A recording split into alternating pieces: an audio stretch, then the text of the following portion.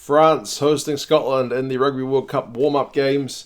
It is the first game for both of these teams, so there may be a bit of rust amongst these teams. I've had a look at the teams, and I will put them in the description so you guys can have a look as well.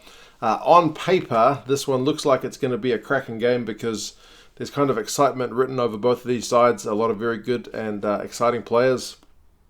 I'm not sure what the weather report's doing, but it's being held in Nice, which is that a first for the French team to play there? I remember Gregor Townsend saying it's a bit of new ground for him in terms of the Scottish team going there anyway. So yeah, there's a lot to like about what we're going to see here.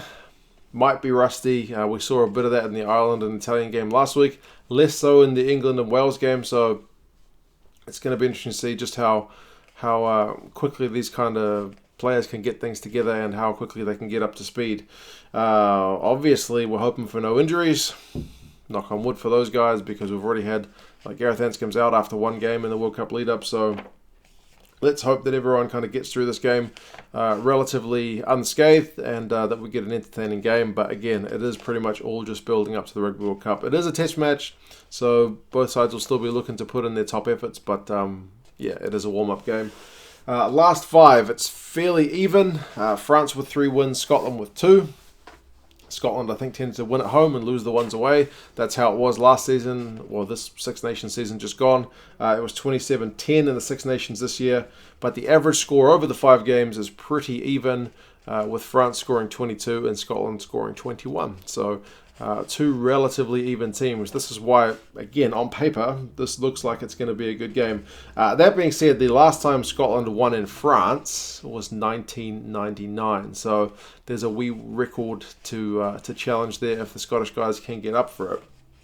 As I said, the teams will be in the description, but I'll go over the players now. There's a couple of debutants in the French side, but a lot of experience as well. Poirot is captain at loosehead, Camille Shart's there, and Slimani's there, so pretty good lineup. There's no Girardo. I think he's still out injured, but I haven't heard that he's out of the World Cup. I know Dumaru is out of the World Cup, but I haven't heard the same about Girardo. Correct me if that's incorrect. Gabrillagues and Vahaamahina in the second row. That guy's name always gives me a wee bit of trouble.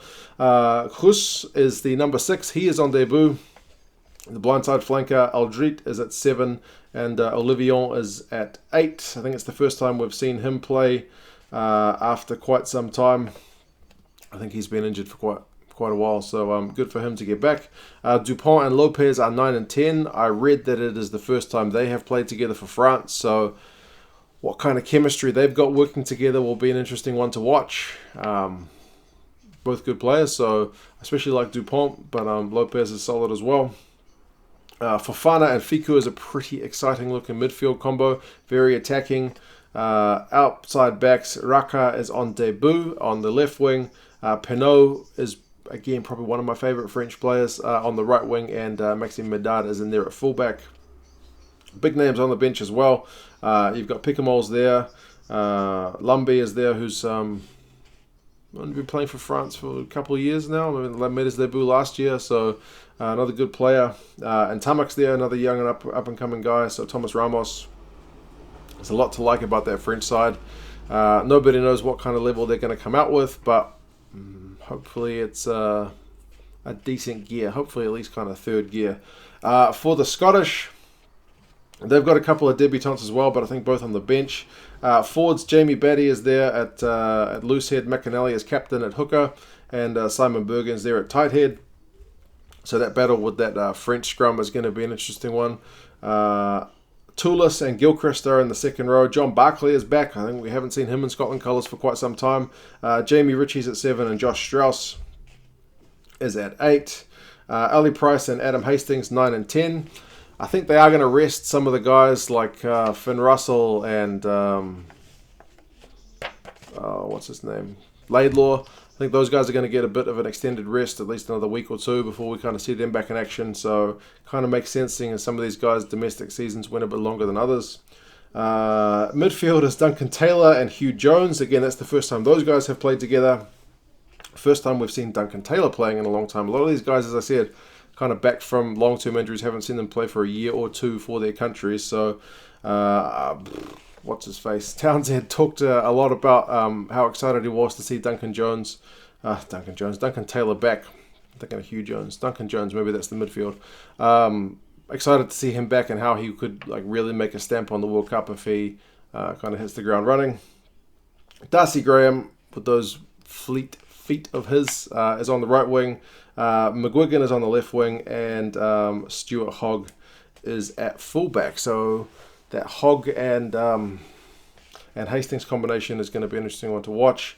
The debutants I was talking about is Scott Cummings, the lock, and Rory Hutchinson on the bench. Townsend said that Hutchinson was basically covering 10, 12, and 13. So we will see how long, if Hastings gets subbed at all, if he's looking to play the whole game. But yeah, I guess it's a warm-up game, so you can kind of have a bit of experimentation around there with that. Ferguson, both of them are on the bench, Stander and Matt.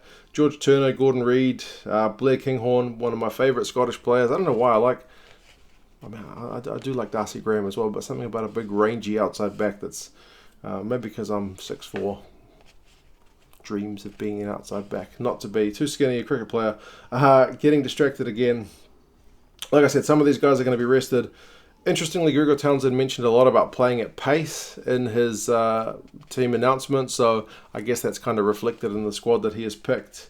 The bookies for this one have got France as 7-point favourites, so fairly comfortable without being really extremely one way or the other. Rugby forecast, the algorithm has got France by 6, so there's not much in that, both predicting a semi-comfortable French win.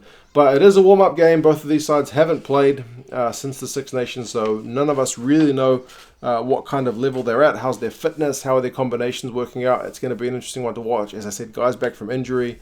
How are they going to go back in their national colours?